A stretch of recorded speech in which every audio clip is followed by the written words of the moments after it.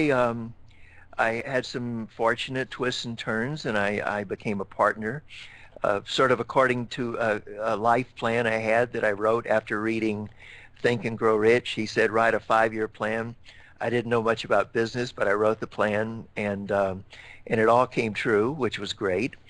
So after that, I've owned and created different businesses with and without partners, and have been very involved with owners of businesses, both representing them and working with them to help their companies.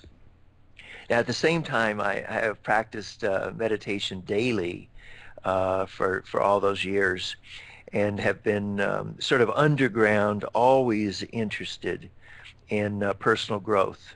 That would be what I would say my life adventure is, the growth and development.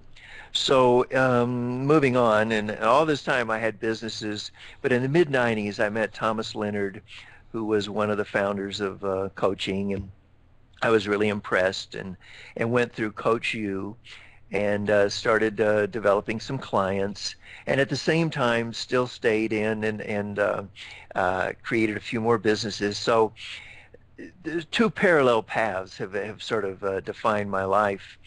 And now I'm at a stage where I'm wanting to I still work with business clients. I like startups and I like mature companies that are looking for an exit strategy as well. But my real passion is working with individuals that want to go deep. They want transformational change, not just how to do what they do better, or change on a superficial level. And I don't want to demean that, but transformational change and getting a new perspective, changing the patterns is what I most enjoy doing with others professionally. Sounds fascinating, Jim. We have I think, a very similar background. I spent some years with gurus myself, Ah, and I've been in personal development for more than 30 years. And I pretty much engage these days with being awake and being conscious, because it's the only thing I found in everything that I've done and researched and seeked, yeah. that the only thing that makes a difference, like the only way out of Dodge, and the way I describe Dodge is confusion, deception, manipulation, fear, and force. Wow. Okay. It is what I believe 99.9% of our planet, and I mean human beings, are responding to. And it's very sad to me. And I feel that it's time for change, and things are changing, and things are speeding up, and people are beginning to connect the dots and figuring out that this isn't necessarily what they came here to experience. How does that land over there, Jim, with you? Well, it is quite a bit how my life is.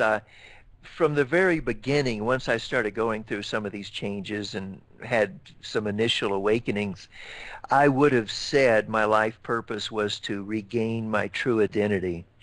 And that still is a apt description for me. And I do notice that more and more people are opening up. Sometimes it's through their own pain and pressure and confusion and disillusion of what they might have thought they could accomplish and the type of happiness or joy they might have received in work or relationships. But there's always that nagging voice, and that's a good thing to happen, that says, there's more.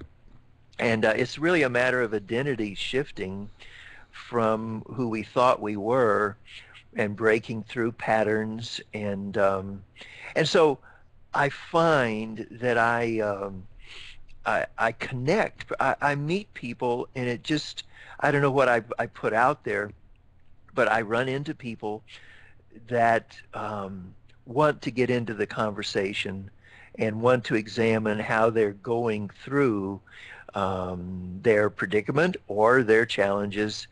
And so I just find myself in a good place. I enjoy doing this, and I feel very gratified that I can be part of another person's unfolding. You know, Mm. I don't try to teach as much as I try to go along alongside and collaborate and be available and see if something arises within me that's really part of their story that they need to hear back from another person or another source. And I try to be that for them.